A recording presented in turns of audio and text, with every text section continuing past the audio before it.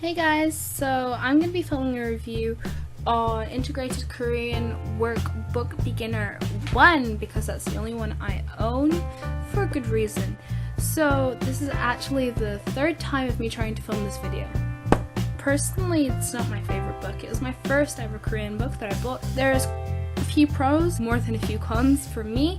Now, I'm not saying that this is a bad book because it always depends on who's using it and how you learn, but personally for my learning style it wasn't the best book, and I'm going to explain to you why, and maybe my cons will be pros for you. So don't get the impression in the beginning of the video, okay, I'm going to click off and I'm not going to get this book.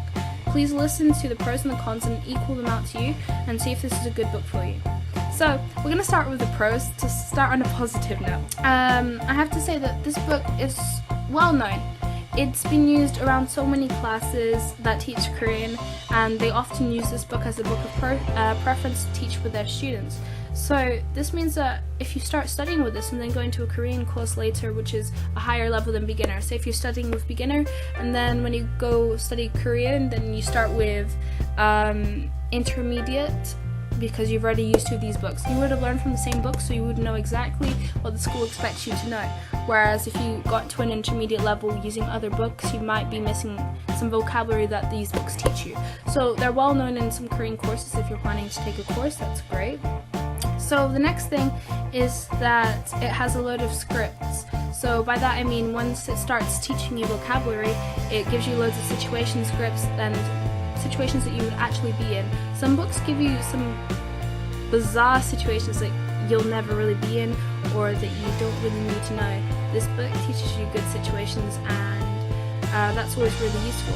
Which comes up to another pro is that it teaches you words in context, which is great. If I was to say to you, hey, learn the word lamp, chocolate bar, duck, and guitar. If I'd told you these words, then you might not remember them. However, if I gave you a sentence for them, like I went to the shop and I bought a lamp, I found a really pretty guitar, while I was walking past the river I saw a duck, kind of examples like this, then you may remember because of the sentence and it's kind of a phrase in your mind, and your brain remembers it better than just random words out of context. So the words are in context in this book, which is great for memory. Another pro is the images. There are some cute images later on in the book, and I will show you close to the end how the book looks like in its layout, so don't worry. I just think it's a bit more interesting to read a book that has some images in because you can visually see it, and for visual learners out there, that's great. And to think of it, it has loads of information. It's really well written in the sense of explanation. But those are about all the pros I can think of. So let's go to the cons, for my opinion at least. Now, because I said this was popular to be used in classroom, it means that you have teachers in the classroom to help you, right? When you study alone with this book, you don't have any teachers, so you have to learn terms like diphthongs and subject markers, topic markers, all by yourself, without any explanation about how they work, what they are. And now, how we don't have these in English, especially if you only have English as the only language you know, which is worse for those people because you guys don't know the specialized terms. For example, if you don't have diphthongs in English, which we don't, how are we supposed to know what that word is because we never have to use it? So it uses the word diphthong without explaining what one is, as if we just magically know what they are.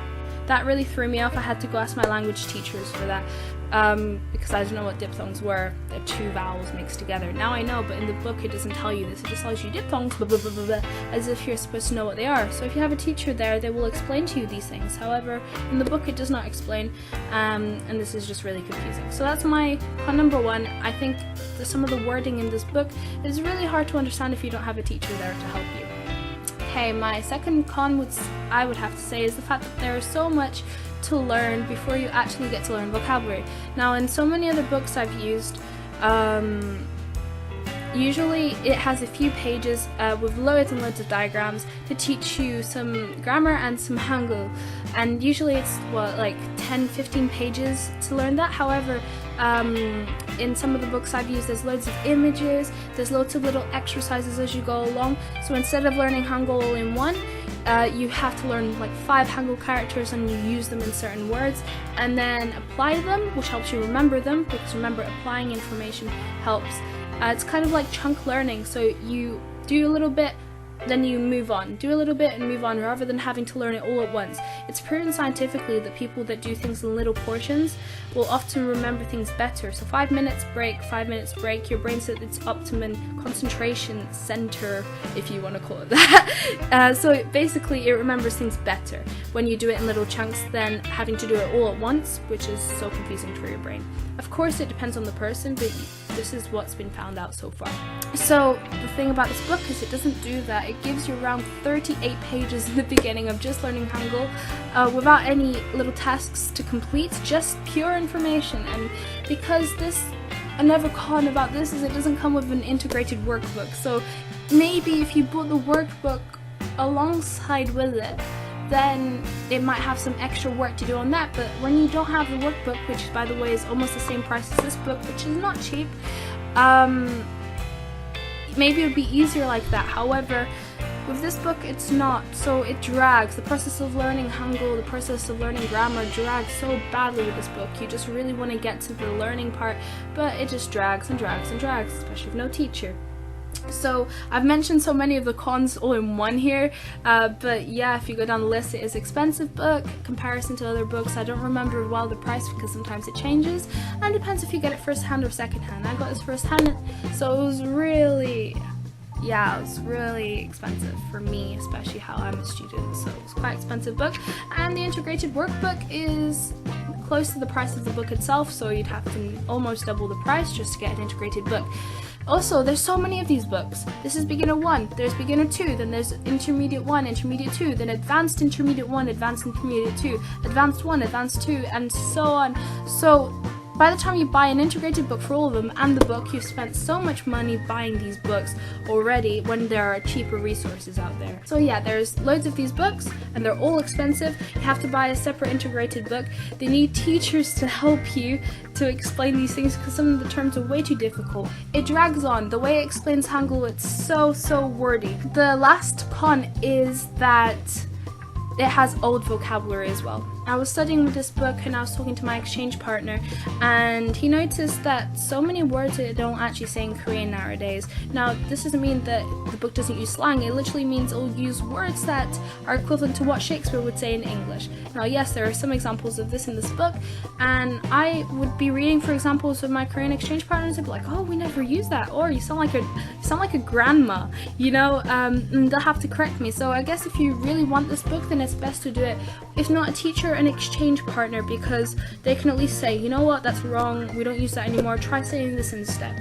However, when you learn this alone and you learn it with no one else, then you might get used to saying these words, and then when you go to Korean, you'll be speaking textbook Korean. There's all these cons that I told you, there's those pros, so it's up to you to really weigh out which one's best. Let me quickly just show you how the book looks. The front cover obviously looks like this, and it tells you the name of the book. The back cover just tells you some information about the book and the way it's laid out and who made it. When you get into the first page of the book, it kind of shows you Hangul and it gives you a romanization, which I hate, by the way, because never trust romanization without any sound, because sometimes it's just really hard to read and you'd read it wrong. Now, doesn't this look fun? I guarantee you for the first 38 pages, legitimately what you're just gonna get is just loads and loads of words, some diagrams like this, but I can guarantee you that there's not a lot of diagrams in the book. There's a bigger words to diagram ratio, I can assure you.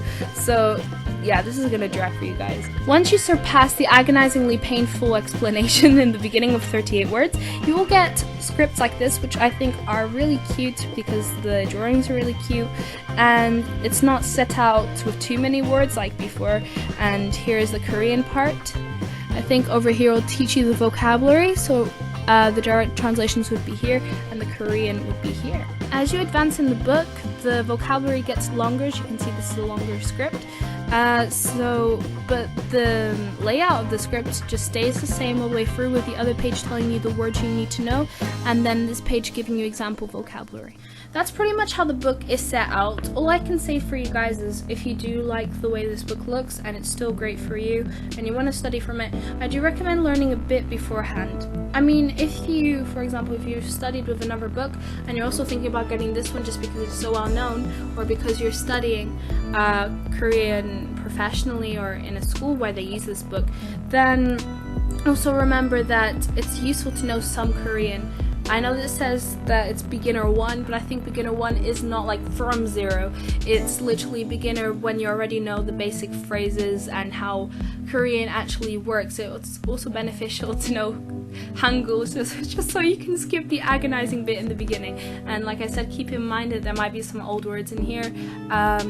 So that's all I can say to you. If you guys like this book, I will link you below some places you can get it. So whether it's on Amazon or on eBay, I'm not sure in other places, so I'll just link those that I can find.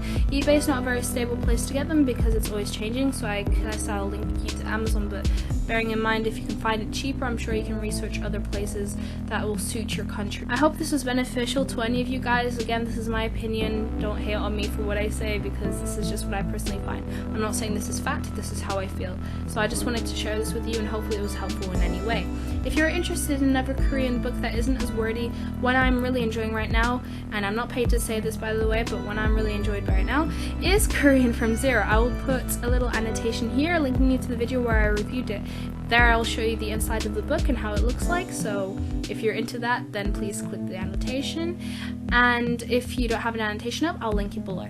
Thank you so much for watching it. If you like this video and you want more reviews on a certain book, please subscribe. If you have any suggestions or anything that will help you with your Korean journey, or of any books, or if you want a video with an explanation about something to do with Korean, please write below and I'll try to post a video just for you. I also try to answer my comments. If you have any questions, also write them below. Bye guys, annyeong! Bye!